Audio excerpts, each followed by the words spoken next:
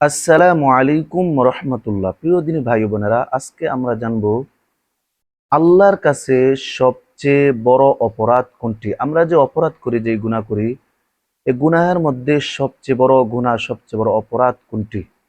তো সহিহ বুখারী শরীফের 6861 নম্বর হাদিস। এই হাদিসের বর্ণনাকারী আব্দুল্লাহ ইবনে মাসউদ রাদিয়াল্লাহু তাআলা আনহু।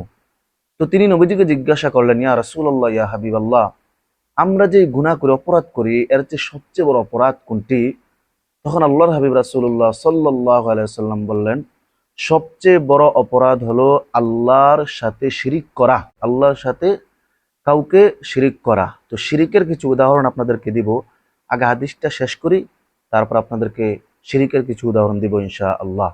তো আব্দুল্লাহ ইবনে মাসউদ রাদিয়াল্লাহু তাআলা আনহু আবার নবীজিকে জিজ্ঞাসা করলেন যে, হুজুর, দ্বিতীয় অপরাধ কোনটি? তখন নবীজি বললেন, অভাবের কারণে, টাকার কারণে সন্তানকে হত্যা করা। সন্তানকে হত্যা করা, এর ব্যাপার আপনাদেরকে কয়েকটা উদাহরণ দেব ইনশাআল্লাহ।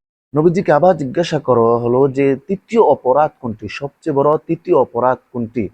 তখন নবী করিম সাল্লাল্লাহু আলাইহি সাল্লাম বললেন, প্রতিবেশীর সাথে ব্যভিচারের মধ্যে লিপ্ত হওয়া, জিনাহের কাজে লিপ্ত হওয়া।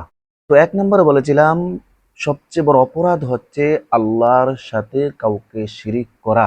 যেমন আমরা নামাজ পড়ি, অনেক মানুষ আছে যারা মানুষকে দেখানোর জন্য নামাজ পড়ে, যে আমি নামাজ পড়লে মানুষ আমাকে নামাজি বলবে, এই জন্য, আল্লাহর জন্য না। এটাও একটা শিরিক, এটাও শিরিক করা হয়, কারণ আল্লাহ ছাড়া অন্য কারোর জন্য ইবাদত করা এটা শিরিক।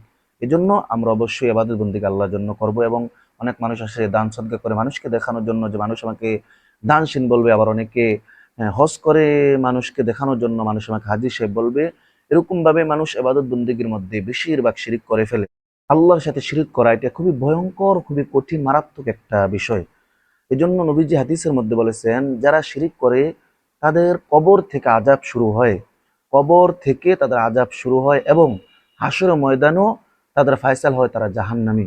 কিছু মানুষ আছে কবরের মধ্যে আযাব হলেও হাসরের ময়দানে, কিয়ামতের ময়দানে তাদেরকে জান্নাতে দেওয়ার ফায়সালা হয়। কিন্তু যারা শিরিক করে তাদের হাসরের ময়দানও ফায়সালা হয়, তারা জাহান্নামী, নাউজুবিল্লাহ। এর জন্য এত মারাত্মক শিরিক থেকে আমরা বেঁচে থাকবো। কারণ বুখারী শরীফের 2653 নম্বর হাদিস, এই হাদিসের মধ্যে নবী করিম সাল্লাল্লাহু আলাইহি ওয়াসাল্লাম বলেন, আল কামা, সবচেয়ে বড় কবিরা গুনাহ, সবচেয়ে বড় কবিরা গুনাহ হলো আল ইশরাকু বিল্লাহ। আল্লাহ নবী বলতেছেন, আল্লাহর সাথে কাউকে শিরিক করা।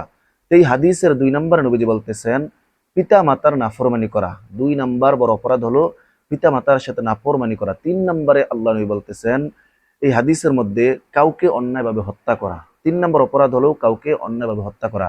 4 নম্বর অপরাধ হলো মিথ্যা শপথ করা, মিথ্যা শপথ করা। এবং 5 নম্বর অপরাধ হলো মিথ্যা সাক্ষী দেওয়া। তো এই হাদিসের মধ্যে আল্লাহ নবী 1 নম্বরে বলেছেন যে শিরিক করা। তো শিরিক এটা খুব মারাত্মক একটা বিষয়। আমরা অবশ্যই অবশ্যই শিরিক থেকে বেঁচে থাকবো। এবং আমরা সন্তানদেরকে অভাবের কারণে, টাকার কারণে, অনেক মানুষ আছে একটা সন্তানের পরে যখন আরেকটা সন্তান গর্ভের মধ্যে আসে, তখন তারা ভাবে যে আমার ইনকাম কম, হ্যাঁ, আমি তাদেরকে কিভাবে খাবার দাবার ব্যবস্থা করব, তাদের পোশাকাদি, পড়ালেখার খরচ আমি বহন করতে পারবো না। এর জন্য তাদেরকে গর্ভের মধ্যে হত্যা করে ফেলে, যে কোনো ঔষধের মাধ্যমে, যে কোনো মেডিসিনের মাধ্যমে। এটা সম্পূর্ণ নাজায়েজ একটা বিষয়। এর জন্য আমরা অবশ্যই রিজিকের মালিক আল্লাহ তাআলা, আল্লাহর উপর বিশ্বাস একিন রাখবো। প্রত্যেককে ইবাদত বন্দেগী আল্লাহর জন্য করবো, এবং রিজিকের মালিক আল্লাহ তাআলা। আমরা সন্তানদেরকে, আল্লাহ তাআলা যেহেতু আমাদেরকে সন্তান দান করেন, আল্লাহ তাআলা রিজিক দান করবেন। আমরা অবশ্যই সন্তানদেরকে মায়া মোহাব্বত নিয়ে আল্লাহ তাআলার জন্য আমরা ভালোবেসে সন্তানদেরকে বড় করব। আমরা অবশ্যই অবশ্যই শিরিকের মতো বড় গুনাহ থেকে, আল্লাহর নাফরমানি থেকে বেঁচে থাকার চেষ্টা করব ইনশাআল্লাহ। আল্লাহ তাআলা আমাদেরকে তৌফিক দান করেন। আসসালামু আলাইকুম ওয়া রাহমাতুল্লাহি ওয়া বারাকাতুহু।